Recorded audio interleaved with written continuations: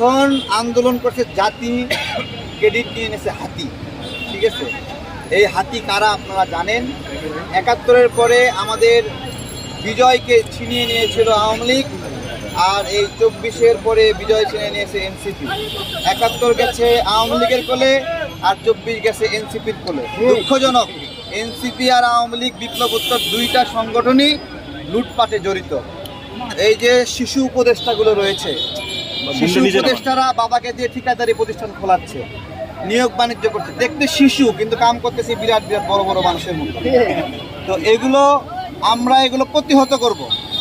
হ্যাঁ, আমরা এই লুটপাটগুলো যারা করছে, আমরা যখনই নির্বাচনের কথা বলছি এদের গায়ে ছ্যাত করে উঠতেছে।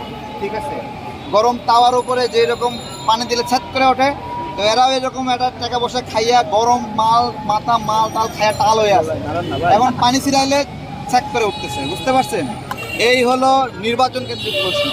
ভাই, যারা এতদিন মজলুম হয়েছে, গণতান্ত্রিক আন্দোলনে ভোটাধিকারের জন্য লড়াই করছে, সেই মানুষগুলো সংসদে যাবে জনগণের একটা ভোট নিয়ে, তাই না?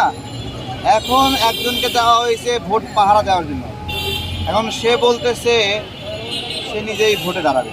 কেমন হবে বিষয়টা? আমি আপনাদেরকে বলতেছি, ধরেন তত্ত্বাবধায়ক সরকার যারা ছিল, সেই তত্ত্বাবধায়ক সরকারের উপদেষ্টারা যারা ছিল আগে অনেক আগে, ওই সময় যদি প্রধান উপদেষ্টা বলতো সে নিজেই নির্বাচন করবে, কেমন হতো বিষয়টা?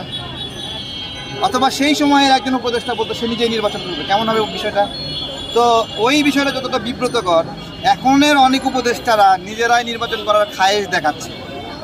এগুলো কিন্তু আকারে ইঙ্গিতে বলতেছে, প্রচার হচ্ছে। ঠিক আছে, আমার কথা হলো মায়ের একটা মাটিতে পড়বে না, মায়ের মাটিতে পড়বে না। ঠিক আছে, সহজ কথা, যারা লুটপাট করছে একবারে পাবলিক এমন দৌড়ানি দেবে, বাপের নাম ভুলাবে।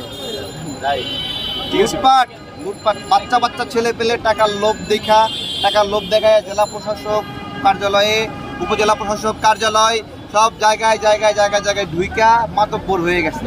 ঠিক আছে, সচিবের পাশে দুইজন শিশু সচিব বসে থাকে, সে নাকি সচিবকে শিক্ষা দিচ্ছে, সচিবকে গাইড করতেছে। অথচ রেলওয়ের দুইজন সমন্বয়ক সহ একজন ছাত্র প্রতিনিধি তারা লুটপাটে জড়িত। মাহবুবুর কবির মিলন ভাই সেটা প্রকাশ করছে। আর মাহবুবুর কবির মিলন ভাই কতটুকু সৎ মানুষ সেটা আমরা জানি। এখন ওনাকে আবার নোংরা ভাষায় গালিগালাজ করতেছে। মাহবুবুর কবির মিলন ভাই এই লাল বট, ঠিক আছে, এদেরকে আমরা নাম দিচ্ছি লাল বটর। এই লাল বটর তারা এদের বিরুদ্ধে বললেই এরা হলো সহ্য করতে পারে না। দেখেন, যারা যত বড় দল তারা তত বেশি উদার।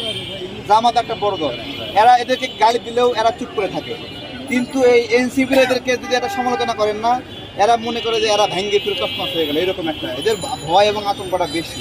কারণ এদের উপর মানুষ ভরসাটা তো কম করে নাই ভাই। আপনি, আমি, আমরা সবাই ভরসা করি। একটা স্বপ্ন দেখছিল যে নতুনরা মনে হয় কিছু একটা করবে, তাই নতুনরা এখন প্রাডো গাড়ি নেয়। ঠিক আছে, ওর তো ভাগ্যের পরিবর্তন হলো, বাংলাদেশের মানুষের ভাগ্যের কি পরিবর্তন হলো এটাই জিজ্ঞাসা। ধন্যবাদ সবাই।